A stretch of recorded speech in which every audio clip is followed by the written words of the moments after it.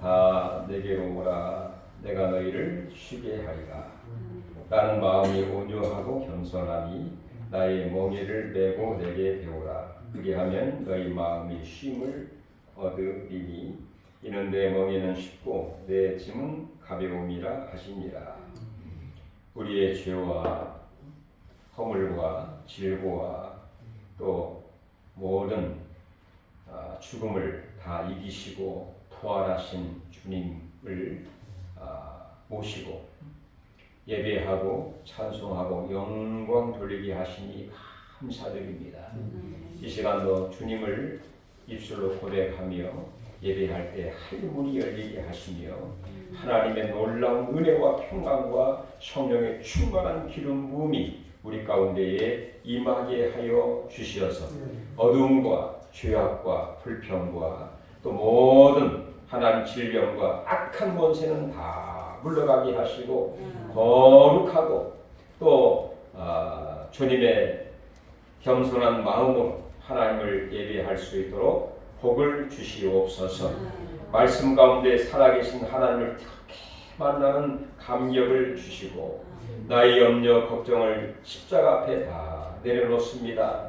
주님의 놀라운 평강을 더하여 주시옵소서.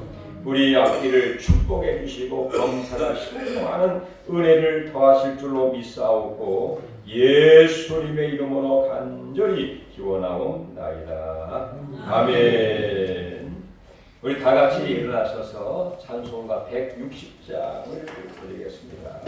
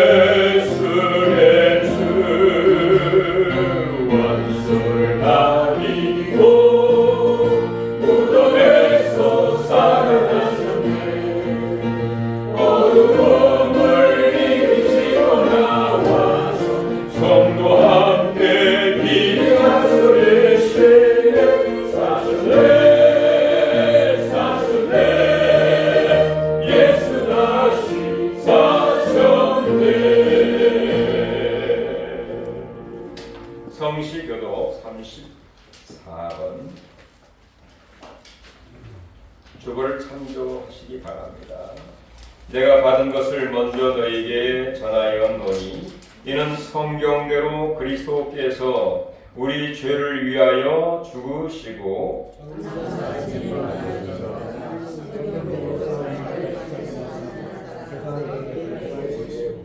후에 12 제자에게와 그 후에 500의 형제에게 일시에 보이셨나니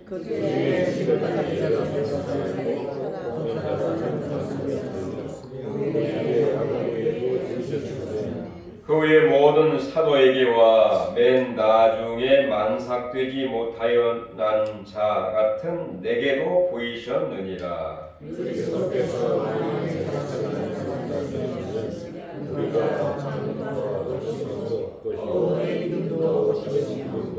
만일 그리스도 안에서 우리가 바라는 것이 다만 이 세상의 삶뿐이면 모든 사람 가운데 우리가 더욱 불쌍한 자이리라. 그러나 이제 그리스도께서 죽은 자 가운데서 다시 살아나사 잠잠 자들의 첫 열매가 되셨도다. 아멘. 사도신경 우리 신앙을 하나님 앞에 고백합니다. 전능하시사 천지를 만드신 하나님 아버지를 내가 믿사오며 그 외아들 우리 주 예수 그리스도를 믿사오니 이는 성령으로 잉태하사 동정녀 마리아에게 나시고 본디오 빌라도에게 고난을 받으사 십자가에 못 박혀 죽으시고 장사한 지 사흘 만에 죽은 자 가운데서 다시 살아나시며 하늘에 오르사 전능하신 하나님 우편에 앉아 계시라. 저희로서 살아와 죽은 자를 심판하러 오시리라. 성령을 믿사오며 거룩한 공예와 성도가 서로 교통하는 것과 죄를 사하여 주시는 것과 몸이 다시 사는 것과 영원히 사는 것을 믿사옵나이다. 아멘. 우리 다 같이 앉으시고요. 찬송가 167장 찬송한 후에 정도영 목사님 나오셔서 기도 인도해 주시겠습니다.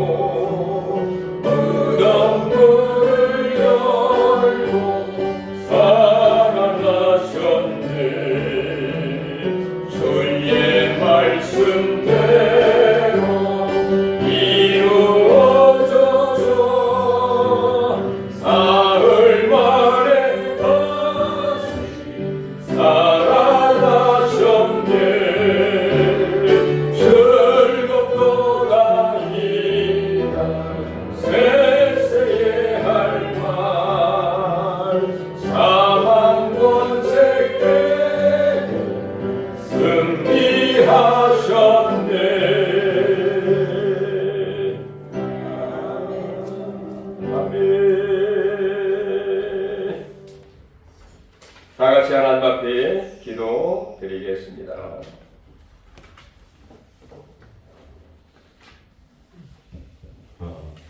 기도드리겠습니다.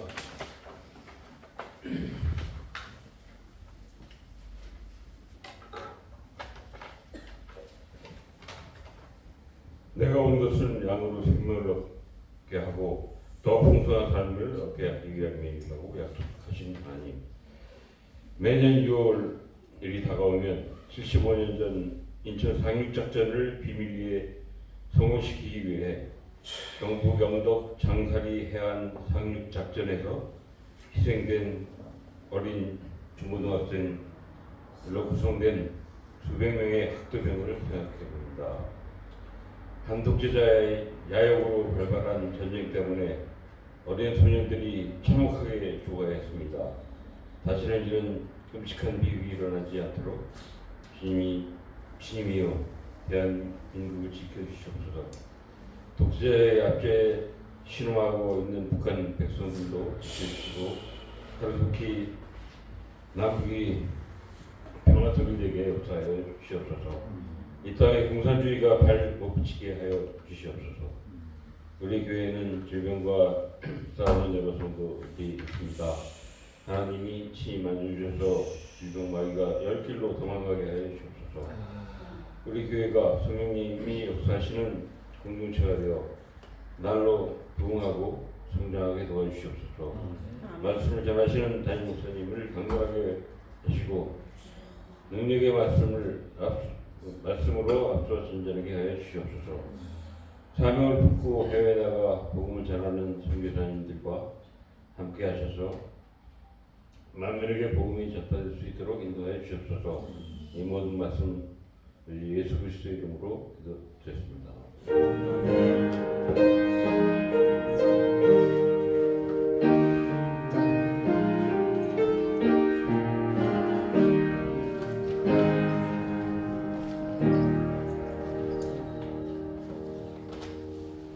자, 오늘 같이 나눌 하나님의 말씀은 데살로니가 후서 3장 6절부터 13절까지 보겠습니다. 신약성경 335쪽 데살로니가 후서 3장 6절.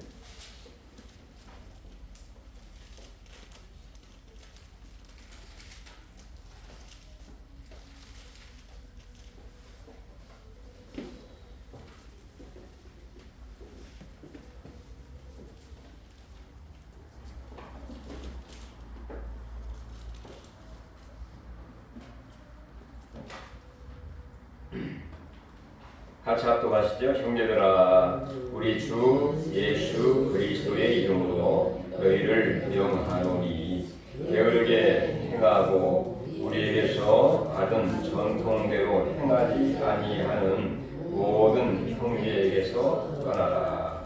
어떻게 우리를 본받아야 할지를 너희가 스스로 아나니 우리가 너희 가운데서 무질서하게 행하지 아니하며 누구에게서든지 음식을 값없이 먹지 않고 오직 수고하고 애써 주야로 일함은 너희 아무에게도 해를 끼치지 아니하려 함이니 우리에게 권리가 없는 것이 아니요 오직 스스로 너희에게 본을 보여 우리를 본받게 하려 함이니라.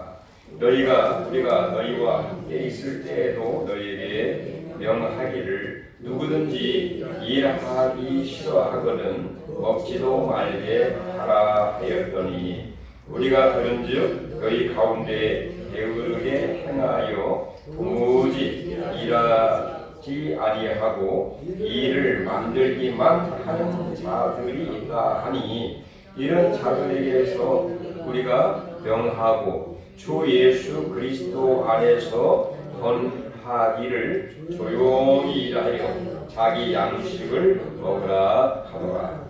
형제들아, 너희는 선을 행하다가 낙심하지 말라. 아멘.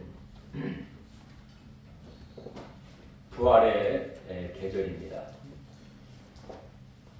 만물이 소생하고 이제 땅이 풀어지면서 이 땅에서 물이 서서히 올라오기 시작을 하고 또 태양도 낮에는 거의 초여름 같은 그런 날씨가 시작이 계속되면서 강력한 그 영양분을 많이 공급을 받게 되죠.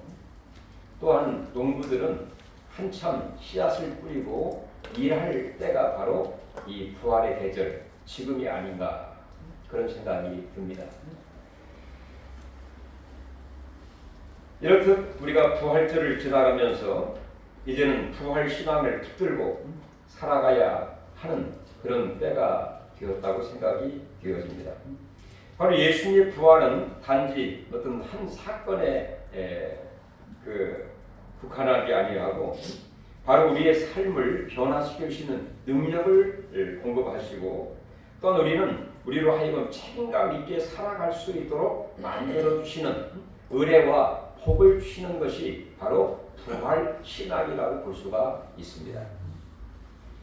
그런데 오늘 본문의 내용을 보면 이 데살로니가 교회는 칭찬받는 교회였습니다. 어떻게 칭찬을 받았느냐? 믿음의 역사가 있었고 소망의 인내가 있었고 사랑의 수고가 있는 그런 교회가 데살로니가 교회였는데 이 데살로니가 교회인 중에서 일부 약 몇 사람이 약간의 문제가 있었습니다. 어떤 신학적인 문제, 여러 가지 신앙적인 문제가 있는 몇 사람들이 있었고 이런 소문이 바울 사도에게 들림으로 인해서 그들의 신앙을 바르게 회복해 하고 진정한 부활의 신앙으로 거듭나기를 바라는 내용이 오늘 본문의 내용입니다. 그러면 이 바울 사도가 원하는 부활 신앙의 삶은 뭔가? 한마디로 말해서 게으르지 말고 무질서하지 말고 열심을 품고 자기의 일을 하라. 이게 바로 이 본문의 전체의 내용이라고 볼 수가 있습니다. 자, 그렇다고 하면 오늘 바울 사도가 이 데살로니가 교회 성도들에게 말하고 있는 진정한 부활 신앙의 삶, 바로 그것은 게으르지 않는 삶이다. 그럼 저를 따라서 볼까요? 부활 신앙의 삶은 게으르지 않는 삶이다. 아멘. 예, 게으르지 않는 삶이다. 이 게으름, 이거는 아이들 이렇게 IDLE 아이들 이렇게 읽는데요. 바로 이 용어는 군사적인 그런 용어입니다. 예를 들어서 이 대열에서 이탈하다, 그때도 이제 아이들 이렇게 씁니다. 또는 질서 없이 행동하는 것, 또는 바로 기온에 따르지 않는 무질서한 삶을 가리켜서 게으르다 이런 단어를 쓰고 있다는 것입니다. 또한 오늘 이 본문에서도 게으르게 행동, 이걸 영어로 이제 아이들이라는 단어를 쓰고 있어요. 그러면 그 당시 이 데살로니가 성도들 중에 몇 사람이, 약간의 사람들이 잘못된 신앙과 그다음에 어떤 신학적인 오류를 갖고 있음으로 해서 그 하나님 원치 않는 삶을 살게 되었는데, 어떤 삶을 살고 있었느냐? 먼저는 일하지 않고 남에게 의존하려고 하는 그런 사람들이 일부가 있었습니다. 사실 몸이 불편하거나 또 노약하시거나 또 여러 가지 불편한 그런 상황이 있어서 일을 하지 못하는 것은 충분히 우리가 이해를 하고 돌보고 또 보살펴 주어야 하는 것이 마땅하죠. 근데 이 사람들은 사지가 멀쩡하고 일할 수 있는 형편과 여건과 상황이 외에도 충분히 있음에도 불구하고 자기 나름대로 어떤 그 가치관이나 자기들의 생각에 의해서 일을 하지 않는다 이것입니다. 완전히 게을러져 있는 그런 상태라는 것이죠. 그래서 바울 사도는 이 부활 이후에, 바로 이들이 부활 이후에 다시 오실 예수님을 기다리고 있는 그런 상황이라는 것은 부활 신앙을 부활절 지나고 예수님이 부활하시고 승천하시고 하나님 보좌 우편에 앉아 계시고 우리 예수님이 열심히 일을 하고 있는 그런 상황에서 곧 예수님 오신다, 그런 재림 신앙을 갖고 있는 그런 상황에서 그들의 마음속에는 일을 하지 않는다는 것입니다. 아주 게을러 빠져 있습니다.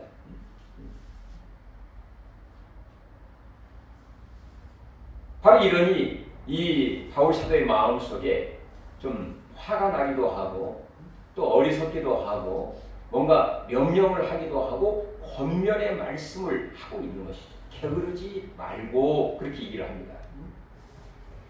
우리가 진정 부활하신 예수님을 마음속에 영접을 하고 또한 그 예수님의 그 신앙, 부활 신앙, 바로 승리하신 신앙, 그리고 지금도 계속해서 일하시는, 기도하시고 주의 영을 통하여 하나님의 일을 행하시는 예수 그리스도를 우리가 믿는 부활 신앙을 갖고 있다고 하면 사실은 게으를 수가 없는 거죠.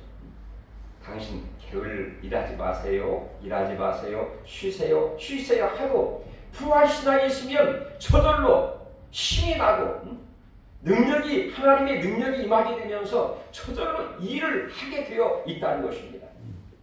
마치 자연 만물에 이 부활의 계절이 올 때에 모든 농부들이 일을 하고 자연 만물이 왕성하게 올라오면서 잎이 나고 꽃이 피고 만발하고 향기를 토하여 내는 것처럼 말입니다. 이렇게 부활 신앙을 가진 사람들은, 부활의 주님을 특히 만난 사람들은 한 예를 들어서 오늘 본을 보이고 있는 바울의 삶을 한번 생각해 볼 수 있겠습니다. 자, 사울은 민자들을 핍박하고 다메섹까지 가게 되었죠. 체포영장을 가지고 갔습니다. 자, 그런 가운데에 이 강력한 빛을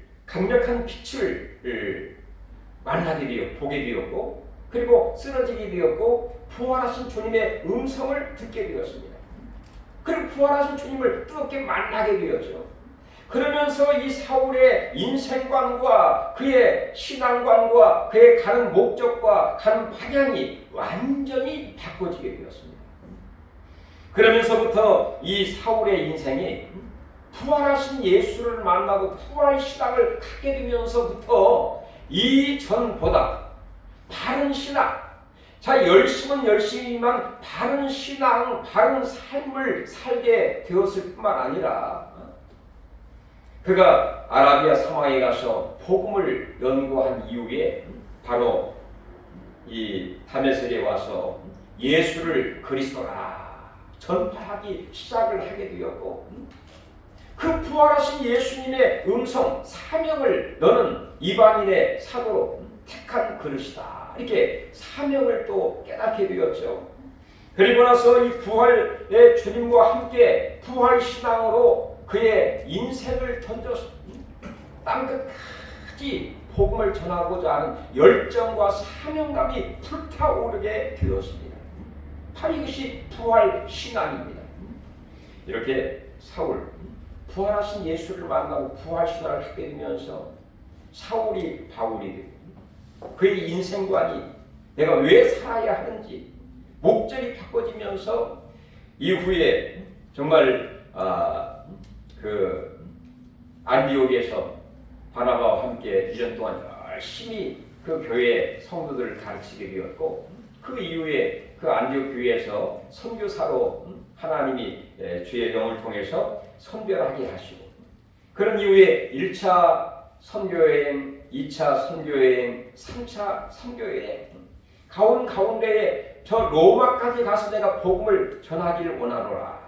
그리고 로마를 통해서 땅끝까지 복음을 전하고자 하는 그 열정이 어떻게 생겼느냐? 부활하신 예수를 만나면서부터 그런 열정과 사명감과 그것이 열정으로만 끝난 것이 아니라 그의 인생을 던져서 복음을 전하면서 부지런히 복음을 전하면서 일했던 사람이 누구입니까? 바로 바울이죠. 부활신앙을 가졌기 때문에 가능했습니다. 뿐만 아니라 이렇게 복음을 전하는 일에 전무하면서도 이 바울은 이렇게 이야기를 합니다. 내가 이 교회에 폐를 끼치지 않고 누가 되지 않고 부담이 되지 않도록 하기 위해서 내가 밤낮 수고하면서 일을 하면서 천막을 기우면서 밤낮 일하면서 하나님의 이 복음을 위해서 일하게 되었다. 이렇게 자기 자신을 소개하고 있죠. 우리 같이 한번 읽어볼까요?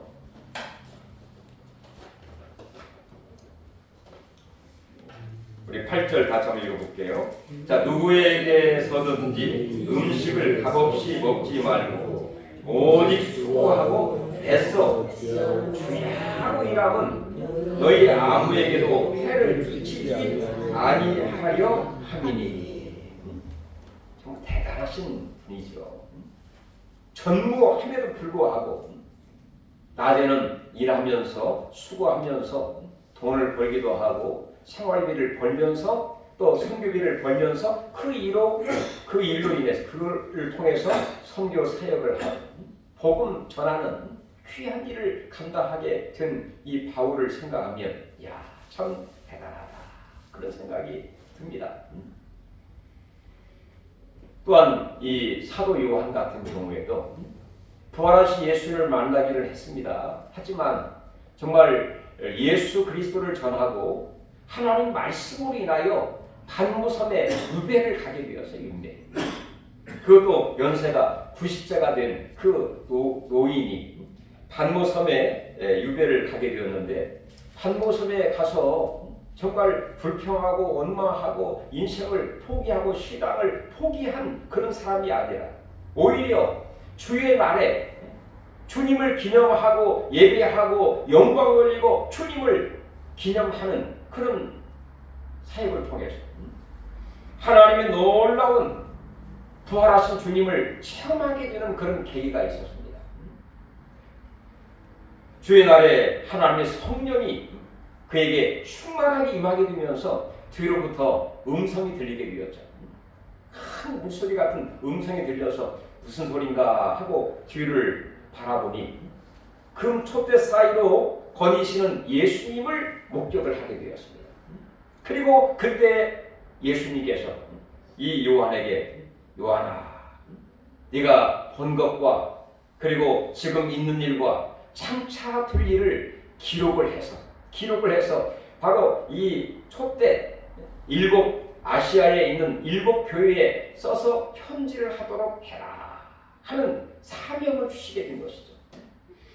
이렇게 사도 요한은 이전에 예수님을 대면하기 부활하신 주님을 대면하기도 했지만 정말 그 90세에 다시 한번 부활하신 예수님을 뜨겁게 만나는 경험과 체험과 부활 신앙을 다시 한번 갖게 되면서 그의 인생에 비록 연세가 90이었지만 우리 김두선 권사님이 90 거의 비슷한 연세였는데 그때 하나님께서 그에게 놀라운 사명을 주신 거예요. 요한계시록을 써서 7 교회에 편지하라고 하는, 그래서 그들도 편지를 보게 되고 저희들도 요한계시록을 보면서 위로를 받게 되고 용기를 얻게 되고 미래를 바라볼 수 있는 이런 세계를 저희들이 살고 있지 않습니까? 이렇게 부활 시당을 갖게 됨으로써 비록 노인인 사도 요한도 열정을 가지고 사명감을 가지고 편지를 쓰고 더욱더 일하는 그런 사람이 되었다고 하는 것입니다. 그러니 이 데살로니가 성도 중에 형제들이라는 표현을 쓰는 보니까 믿기는 믿는 모양인데 부활하신 주님을 제대로 만나지를 못한 것 같습니다. 그러니까 이전보다 더 열정과 사명감과 뜨거운 마음으로 헌신적으로 주를 위해서 일하고 또한 자기의 주어진 일을 그 자리에서 충성과 성실함으로 일을 해야 될 텐데 오히려 일에 손을 놓고 오히려 게을르고 태만히 여기면서 오히려 그 교회로부터 어떤 공동체로부터 남에게 손을 벌리는 그런 일을 하고 있으니 참 바울의 마음이 답답하겠죠. 그래서 오히려 이들에게 어떤 명령을 하고 있지만 1절에 보면 16절에 15절에 보면 그렇게 얘기를 합니다. 너희가 그러나 원수같이 생각하지 말고 형제같이 권면하라. 형제의 그런 마음으로 이들을 권면을 하고 있다는 것입니다. 아무쪼록 부활하신 그 예수님 승리하시고 우리에게 하나님 성령을 부어주시고 그 열정과 그 능력과 권세가 임할 때에 바로 땅 끝까지 이르러 내 증인이 되리라 하게 하시는 성령님의 임재, 그리고 나와 함께 하시는 그 임마누엘의 그 신앙, 이 바로 부활 신앙이죠. 부활 신앙으로 말미암아 우리가 더욱더 주를 위해서 충성할 뿐만 아니라 우리의 가정도, 우리의 주어진 직장과 나에게 주어진 여러 가지 일을 또 더 성실하고 더 충성스럽게 더 열정적으로 감당할 수 있기를 주의 이름으로 축원합니다. 그리고 이들의 또 오류와 잘못은 뭐냐? 이들이 잘못된 재림 신앙을 갖고 있었습니다. 그러다 보니까 어떻게 살고 있느냐? 예수님이 곧 오실 텐데 혹시 오늘 밤에 자다가 주님이 오실지도 모르고 내일 오실지도 모르는데 내가 삶은 얼마나 산다고 이 직장 생활하면서 매여가지고 아둥아둥하며 살 필요가 있나? 전적으로 기도나 하고 전적으로 예배나 드리고 성경이나 열심히 보면서 그 지혜로운 다섯천처럼 신랑이다 하면 빨리 예수님을 맞이하면 되지. 무슨 직장은 직장, 무슨 뭐 일은 일, 사업은 무슨 사업, 가정은 무슨 가정 하면서 그 가정과 직장과 자기의 일들을 손을 놓고 내팽개치고 태만히 하는 그런 일을 그들이 하고 있었다는 것입니다.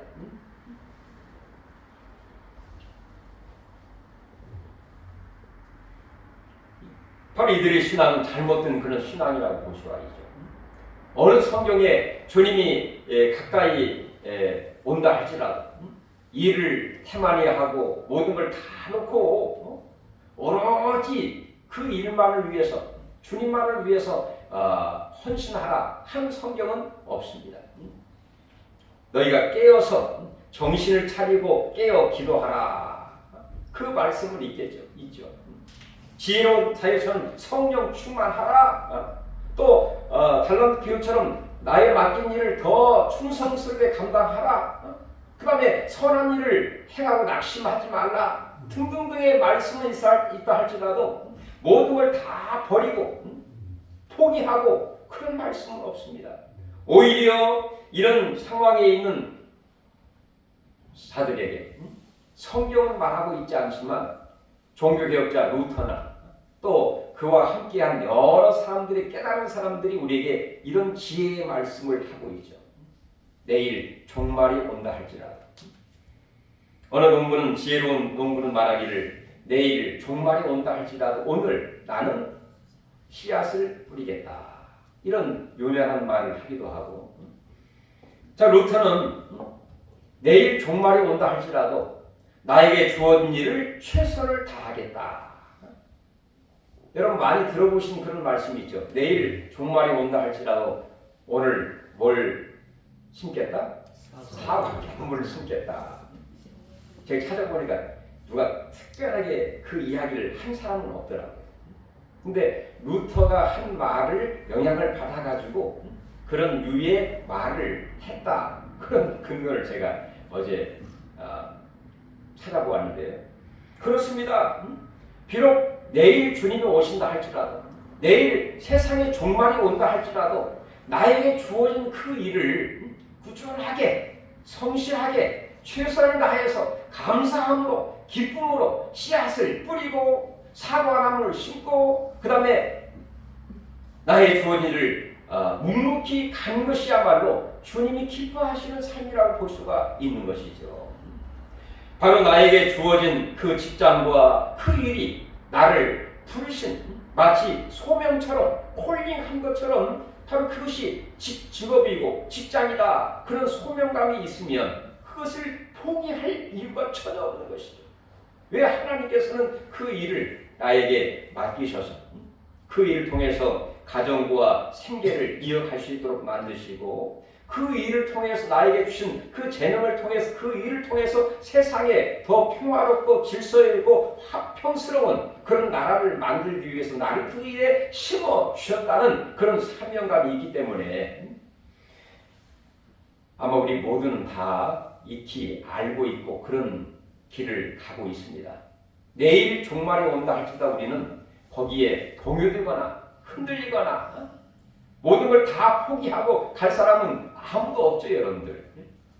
오늘 내 주어진 일을 성실하게 묵묵하게 가고 좌우나 치우치지 아니하면서 흔들리지 않고 견고하게 그리고 씨앗을 심듯이 사과나무를 심듯이 나의 직장 주어진 그 모든 일을 묵묵하게 잘 감당할 수 있는 정말 신앙, 이 귀한 신앙이 될 수 있기를 주의 이름으로 축원합니다.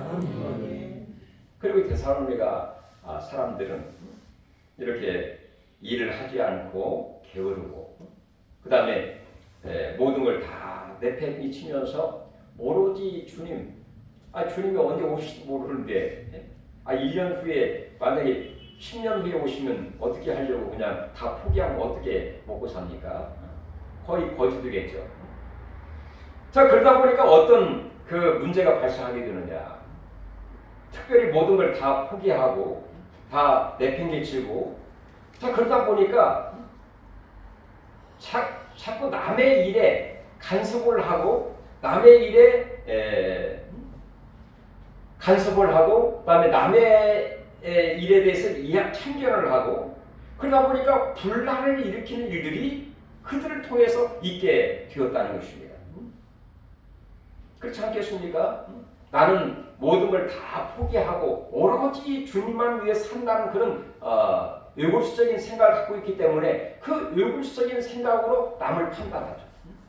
아니 당신 예수님이 곧 오시는데 아니 직장에 매여가지고 그렇게 아둥바둥 살다가 주님 오시면 주님이 당신한테 뭐 하다 왔어? 물으면 뭐라고 대답할 거야? 라고 하면서 자꾸 정죄를 합니다. 그 사람을 판단합니다. 그러면서 미혹을 하는 거죠. 그 마음을 흔들리게 만들어요. 그러니까 오히려 이간질을 하고 사람들을 마음을 뒤숭숭하게 만들고 오히려 그 공동체와 조직을 흔들게 만드는 마치 여우 같은 그 역할을 그들이 하고 있었다는 것이죠. 그러니까 오늘 11절에 이 바울 사도가 어떻게 이야기를 합니까? 11절 같이 한번 읽어볼까요? 우리가 들은즉 너희 가운데 게으르게 행하며 도무지 일하지 아니하고 일을 만들기만 하는 자들이 있다 하니 자 일만 만드는 오히려 분란만 일으키는 오히려 거추장스러운 존재가 되었다는 것입니다. 그러니 바울 사도가 형제의 그런 마음으로 권면하고 명령을 해서 그들을 정죄하기보다는 진정한 부활하신 예수님을 특히 영접하고 만나고 그들의 신앙이 부활 신앙의 신앙을 갖고 그들의 삶 가운데 건전하고 건강하고 다시 말해서 게으르지 않고 이 말은 무질서하지 않고 이게 여기서 게으르지 않고 무질서 같은 그런 의미입니다. 무질서하지 않고 게으르지 않고 즉 질서 있고 그리고 성실하고 건강하고 바른 이 신앙 부활 신앙 바른 재림 신앙을 가지고 이 공동체 내에서 정말 유익을 주면서 또 오히려 이 감사하면서 최선을 다하는 그런 삶. 어느 오케스트라에서 음악을 잘하는 소리를 잘 내는 그런 연주자가 있었습니다. 이 사람은 자기가 워낙 특출난 연주자이기 때문에 여러 사람들과 더불어 오케스트라라는 게 여러 사람들과 같이 소리를 내어서 웅장하고 멋진 감동의 음악을 들려줘야 되는데 자기가 워낙 잘하니까 자기 소리만 이게 내다 보니까 이 제대로 된 조화로운 소리가 나겠습니까? 그때에 오래된 연세가 드신 이 바이올린 연주자가 한 말이 형제님 당신이 특출나서 음악은 잘할지 모르지만 이렇게 이 공동체 내에서 조화롭게 해야 성공적인 그 음악회지. 만약에 한 사람만 아무리 잘 나는 소리로 인해서 조화롭지 못하면 실패한 연주자가 되지 않겠느냐 라고 하면서 권면을 했다는 그렇습니다. 아무리 그가 좋은 소리를 내고 훌륭한 연주자를 할지라도 공동체의 조화를 이루고 연합을 이루고 하모니를 이루어야 성공적인 그런 공동체, 성공적인 그 음악회가 되는 것처럼, 그러나 이 사람이 아무리 그렇게 특출하다 할지라도 그렇게 조합지 못하면 실패한 그 조직이 될 수밖에 없다는 것이죠. 이렇게 몇 사람이 자기들은 대단한 바리새인 같은 그런 신앙을 갖고 있고 또 대단한 어떤 재림신앙을 민감한 재림신앙을 갖고 있다 할지라도 그 공동체와 주님의 몸된 교회 공동체에 유익을 주고 서로 조화를 이루고 함께 몸을 세워가는 그 역할을 해야 성공적인 교회, 성공적인 그 신앙, 바로 하나님 기뻐하시는 그런 삶이라고 볼 수가 있겠죠. 우리 예수님께서도 이 땅에 계시는 동안에 그런 말씀을 하셨습니다. 요한복음 5장 17절에 아버지께서 일하시니 나도 일한다. 아버지가 누구입니까? 하나님 아버지. 그다음 나는 예수님이죠. 근데 이 안식일에 베데스다 연못에 가셨습니다. 근데 베데스다 연못에 가면은 1년에 한 번씩 물이 동할 때 제일 먼저 들어가는 사람은 누구나 다 낫는다는 전설이 있었습니다. 그래서 이 물이 동할 때에 사지가 멀쩡하고 힘이 있는 사람들은 빨리 달려가지고 들어가게 되는데 거기에 38년 된 병자가 있었습니다. 38년 된 병자이니 힘도 없고 능력도 없고 걸 수도 없고 자기 힘으로 들어갈 수 없기 때문에 계속 기회가 놓치게 된 거죠. 그때 예수님이 그것을 찾아오셔서 38년 병자에게 말하기를 내가 낫고자 하느냐. 내 자리를 들고 걸어가라. 말씀하심으로 인해서 38년 된 병자가 벌떡 일어나서 그 자기 누웠던 모든 자리를 들고 걸어가게 되는 그런 은혜와 기적과 영광이 있게 된 것이죠. 그런데 사람들은 안식일에 그런 일을 했다고 그를 공격하고 많은 이야기를 하게 되었습니다. 그때 예수님이 하신 말씀이 이 유명한 말씀, 아버지께서 일하시니 나도 일한다. 우리 예수님은 새벽뿐만 아니라 낮에는 열심히 하나님 말씀을 전하시고 가르치시고 밤에는 병자를 치료하시고 밤낮으로 눈뜰 틈 없이 하나님의 귀한 일과 자기에 맡긴 그 일을 성실하게 일하면서 바로 안식일에도 정말 절망에 빠져있는 한 번도 제대로 인간답게 살지 못했던 그 38년 된 그 병자, 여기 38년 된 연세 드신 분인가요? 저는 38년 된 그 병자를 주님이 만져주시고 그리고 자리를 들고 걸어가게 하시는 놀라운 그 일을 하신 것처럼 우리 예수님이 본을 보이셨습니다. 열심히 일할 수 있는 바울 사도가 본을 보였습니다. 절제에 있는 성실한 그 삶의 본을 보이시 밤낮 쉬지 않고 일했던 그 삶을 보이셨죠.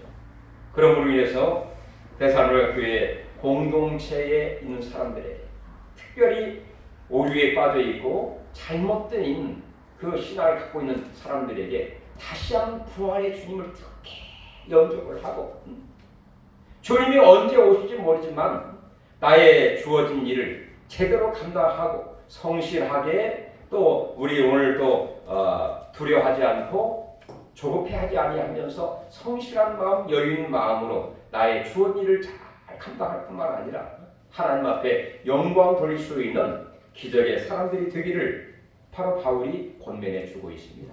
이런 은혜와 축복과 영광이 정말 부활의 신앙이 회복이 되면서 우리 성실함으로 인하여 이 부활의 계절에 이 올 한 해가 더 풍성한 수입과 역사와 능력과 경험이 체험이 있기를 주의 이름으로 축원합니다.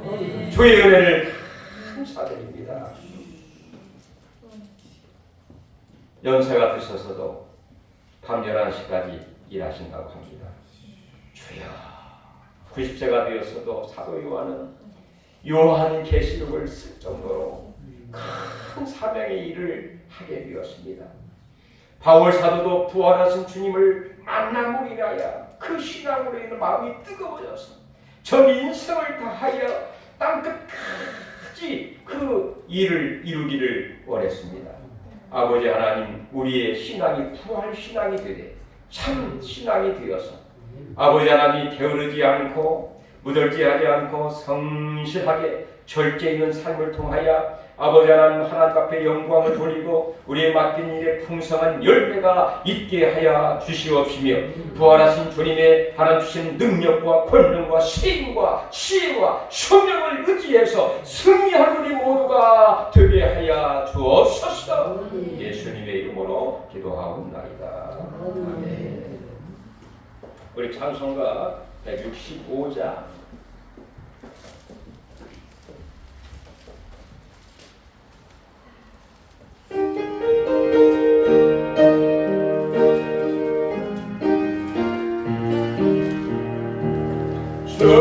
주님께 영광 다시 사신 주 사망 권세 모두 이기시었네.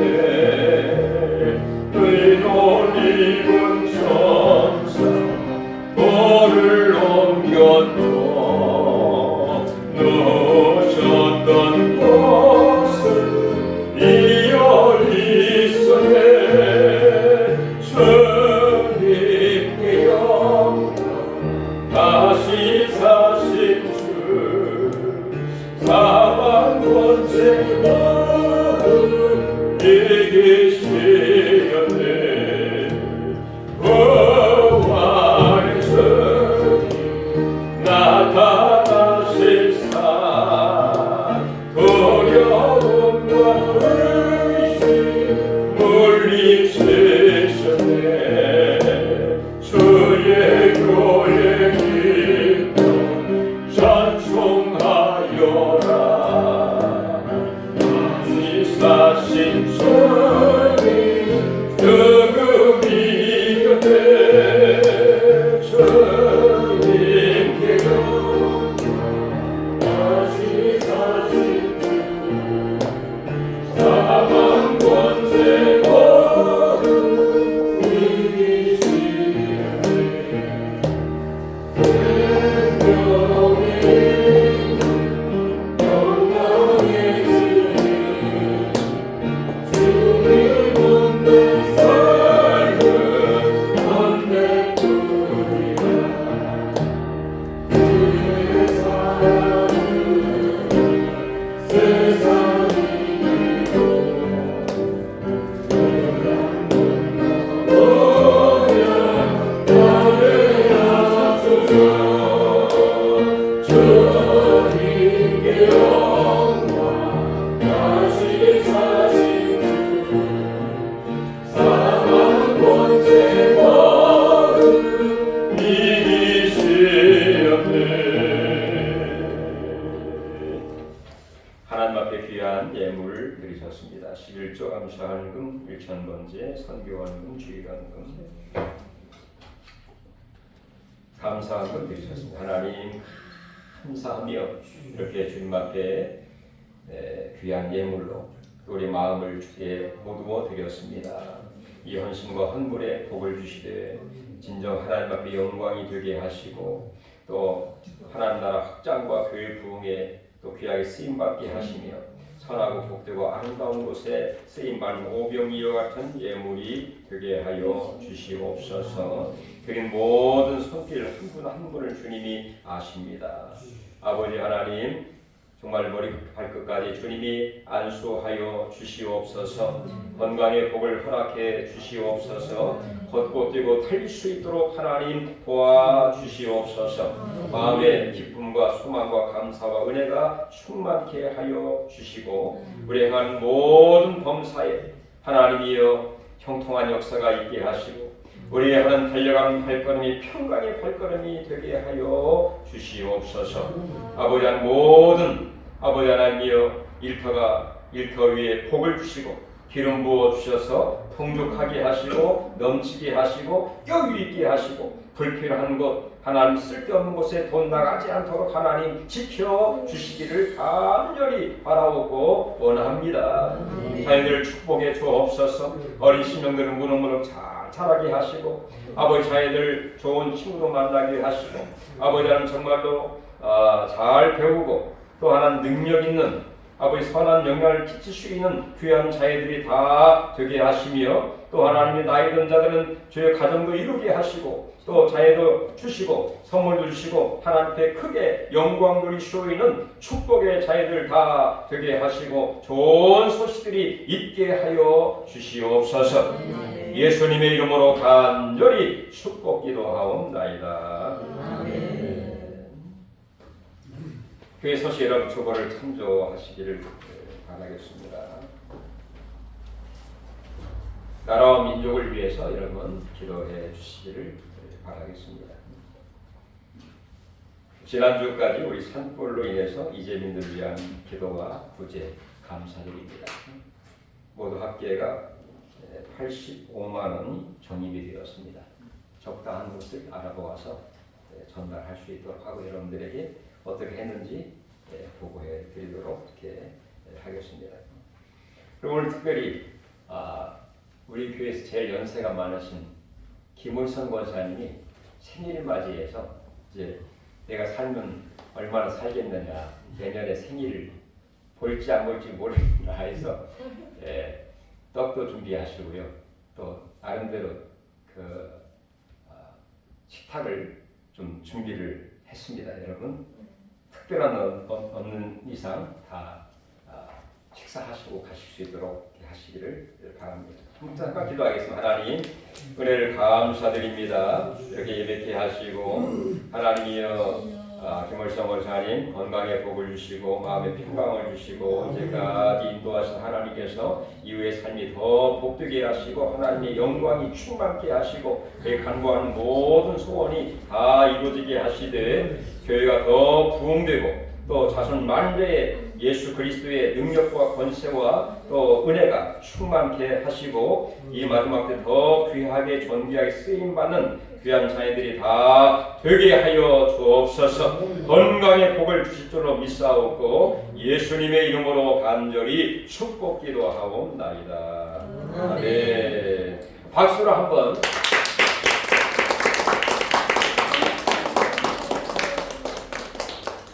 다 같이 일어나셔서 찬송가 620장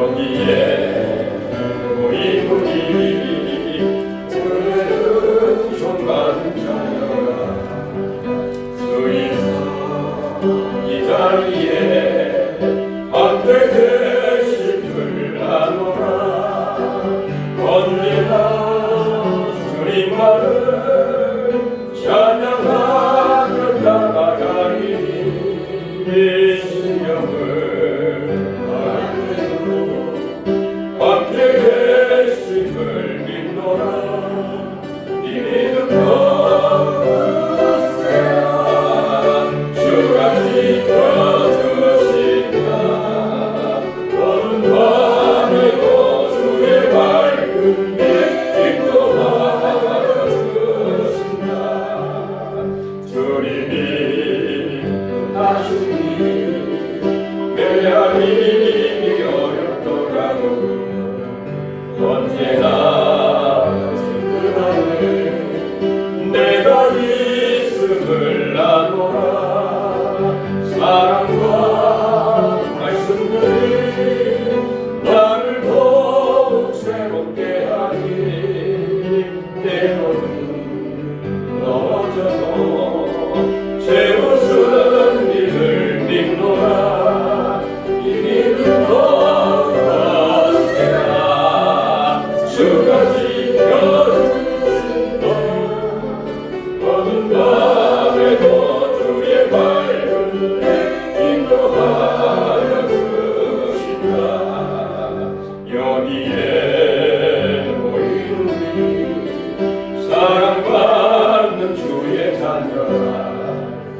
주께서 뜻하신다 우릴 복에 펼치신다 고통과 슬픔에 더욱 주님을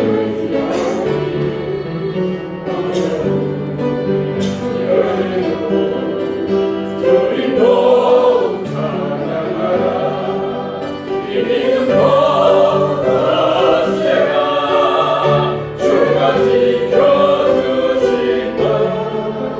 모든 나를 주의 말을 인도하여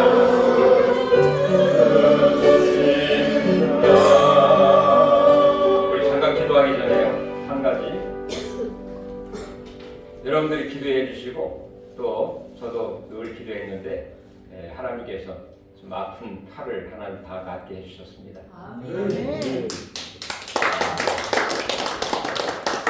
휘장 근기에 파열이 됐는데 봉합술을 병을 사라고 했는데 제가 고집을 부리면서 부활의 주님의 능력으로 낫기를 소망했고 다른 성도님들을 위해서 기도하고 저는 덤으로 좀 저는 고쳐주세요 이렇게 기도했습니다. 아마 저뿐만 아니라 다른 분들도 좋은 소식이 있기를 바라고 여러분 이렇게 손도 제가 잘 들고요 여기까지 올라가기도 하고요 잘 돌아갑니다.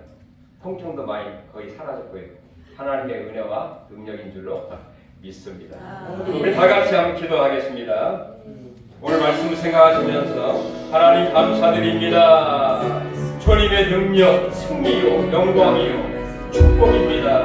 아버지 하나님, 주님의 능력의 손으로 날마다 우리를 들어주시고 말씀으로 우리를 치료하시고 주님의 보혈의 피로 우리를 깨끗하게 하여 주셔서 주님의 길을 가기 위해 들어가면서 은혜의 위에 은혜를 더하시고 능력을 더하시고 은혜를 베풀어 주옵소서.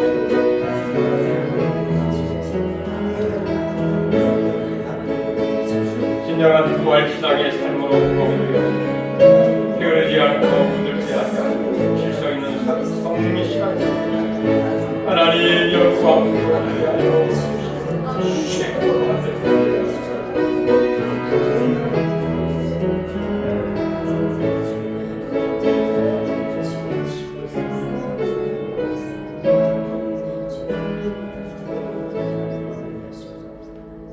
이제는 죄와 질고와 죽음을 이기시고 부활하신 예수 그리스도의 그 은혜와 하나님 아버지의 크신 사랑과 지금도 역사하시고 또 주관하시고 또 인도하신 성령님의 놀라운 교통하심이 진정 부활 신앙으로 회복이 되어서 영광을 이고 성실한 모습으로 주님의 뜻을 온전히 이루기를 원하는 모든 성도들과 가정과 자녀와 일터 위에 아끼기 위해 또 교회 위에 또 이 안성과 이 민족 위에 또 세계 같은 모든 하나님의 귀한 열방의 된 백성들 위해 지금부터 영원토록 함께 있을지어다. 아멘 할렐루야.